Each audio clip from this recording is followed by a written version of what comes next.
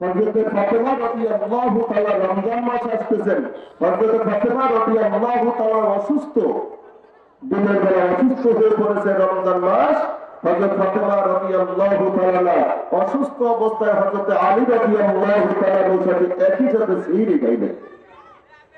হযরতে আলী রাদিয়াল্লাহু তাআলা দুইজনে সিহরি খাওয়ার পরে ফাতেমা রাদিয়াল্লাহু অভ্যাস ছিল ফজরের নামাজ আদায় করে জায়নামাজে বসে ইশরাক না পড়িয়া কোনোদিন সে জায়নামাজ থেকে উঠতেন না।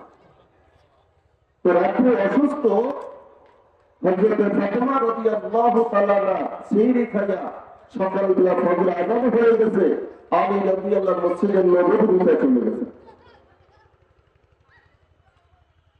নামাজ আদায় করে আলী রাদের ঘরে উঠে ঢুকছেন। এখন চিন্তা করে ফাতেমা তো এখন জায়নামাজে আছে, আমি ঘরে যাই একটু হবে ফাতেমা রাদিয়াল্লাহু তাআলা ঘরের ভিতরে কাজে ব্যস্ত। এইরকম কোনদিন কাজে ব্যস্ত না। সকালবেলা হযরত আলী রাদিয়াল্লাহু তাআলা দেখতে ফাতেমা, তুমি তো সকালবেলা জায়নামাজে থাকবে, আজকে যেন তুমি জায়নামাজে নাই। ফাতেমা রাদিয়াল্লাহু তাআলা ডাকতে বলে, স্বামী গো, তাকাইয়া দেখে ঘরের ভিতরে হাসান হোসেন রাদিয়াল্লাহু তাআলা উমর নবীর সমস্ত কাপড়গুলো কাপড় দিয়ে বালতির ভিতরে সব ভিজিয়ে রাখছেন। হযরত ফাতেমা রাদিয়াল্লাহু তাআলা নিজে পানি গরম করতেছেন। এবার একটা মাটির খামিরা বানায়, মাটির বেলার ভিতরে খামিরা বানাইতে, আটার খামিরা বানাইতেছেন। হযরত আলী রাদিয়াল্লাহু তাআলা ডাকতে বলে, ফাতেমা, এমন তো তুমি কোনদিন করো না, সকালবেলা নামাজ না পড়ে কোনদিন তুমি জায়নামাজ থেকে ওঠো না। আজকে কেন তুমি সকালবেলা জায়নামাজ থেকে উঠিয়া অসুস্থ মানুষ, দুই সন্তানের কাপড় চোপড় গুলো সব বালতিতে ভিজাইলা, আর তুমি আটার খাবিরা করতে ফাতেমা বলে, দেখি কি ব্যাপার, তুমি অসুস্থ মানুষ। হযরত ফাতেমা রাদিয়াল্লাহু তাআলা ডাকতে বলে, ফাতেমা ডাকতে বলে, স্বামী,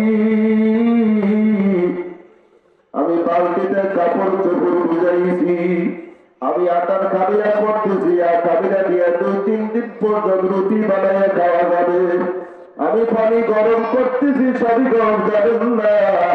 আমি রোজা রেখেছি, আপনার সাথে একই সাথে সিঁড়ি খেয়েছি। আল্লাহু আকবার। কিছুক্ষণ পরে দেখি স্বপ্নের ভিতর দেখতেছি আমার বাবা মা ঘরের ভিতর কি তালাশ করতেছে।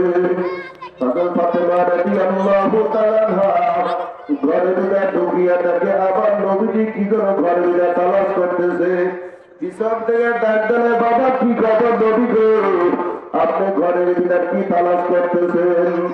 বলতেছে, ফাতেমা, আমি তালাশ করতেছি তোমাকে, তুমি কোথায় গেলা?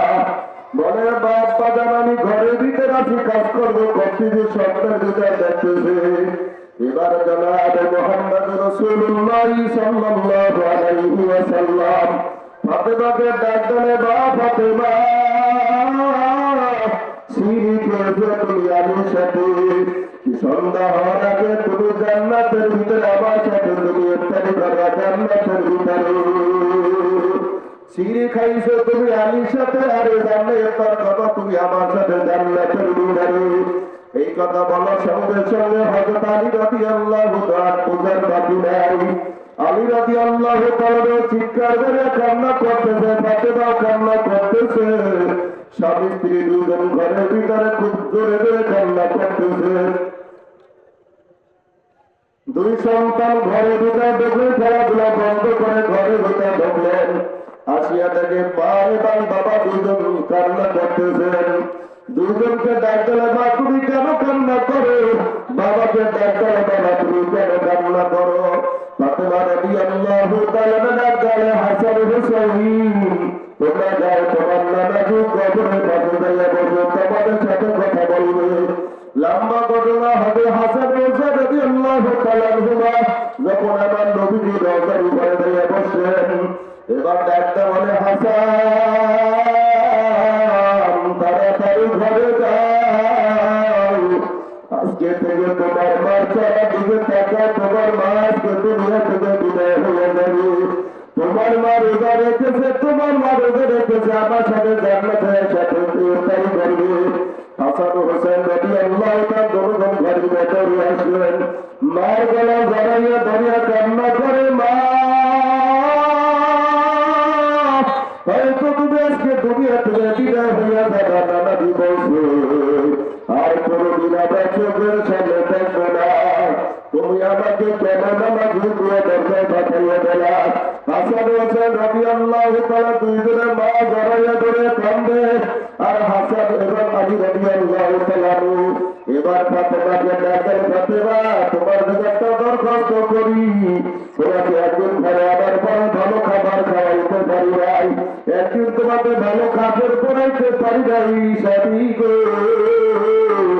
মনে করে আসি তাই তুমি আমাকে মা করিয়ে দাও লম্বা করে যে মাদেরকে বলো সামনে রমজান আসতেছে কিন্তু রমজান রোজাগুলো সঠিকভাবে পালন করিও পাঁচক্য নামাজ আদায় করি আমার মাওলার কাছে রক্ষাকে বান্দা হিসেবে খবর জগতে পারি জানাইতে পারি এই জন্য আল্লাহ রাব্বুল আলামিন আপনাকে আমাকে এই জন্য রমজান মাস সবসময়ের জন্য আল্লাহকে দোয়া করতে হবে আল্লাহুম্মা বারিক লানা ফি রজব ওয়া শাবান ওয়া বাল্লিগনা রমাদান আল্লাহ তুমি আমাদেরকে রমজান মাসের মধ্যে ফজিলত সবাইকে দান করো যত অজুয়া থাকো যত কষ্ট থাকো রমজানের উপর রাখবো পাঁচক্য নামাজ আদায় করে তারাবির নামাজ আদায় করবো যদি আল্লাহ পাকের হুকুম মানিয়া মৃত্যুর বিছানায় শুতে পারি আশা করা যায় আল্লাহ আপনাকে আমাকে মাফ করে দিয়ে জান্নাতের মেহমান হিসেবে কবুল করে দিবেন আল্লাহ সবাইকে রোজা রাখার মতো পাঁচক্য নামাজ আদায় করে খাটি উম্মতি হইয়া